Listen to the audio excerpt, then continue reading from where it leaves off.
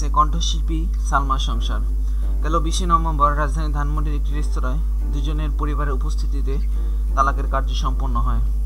এ সময় সালমাকে তার স্বামী শিবলি মোহরানার 20 লাখ টাকা বুঝিয়ে দেন। 2011 সালের 26 জানুয়ারি দিনাজপুরের পৌরসভা চেয়ারম্যান ও দিনাজপুরের পিকনিক স্পট স্বপ্নপুরীর স্বত্বাধিকারী শিবলি সাদিককে বিয়ে করেন ক্লোজ আপ 1 তারকা সালমা।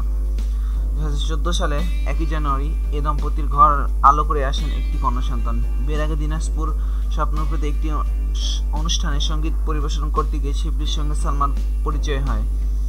এর প্রায় 2 বছর পর বিয়ে করেন তারা। এ ব্যাপারে জানার জন্য আরটিভি অনলাইন থেকে তাকে ফোন করা হলে নাম্বারটি বন্ধ পাওয়া যায়।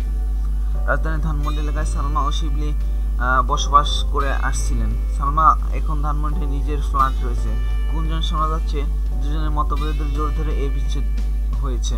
জনপ্রিয় কণ্ঠশিল্পীর ও অডিও অ্যালবামের পাশাপাশি চলচ্চিত্র ও নাটকের আবাহ সঙ্গীতে ব্যস্ত সময় কাটছেন বলে তিনি জানান।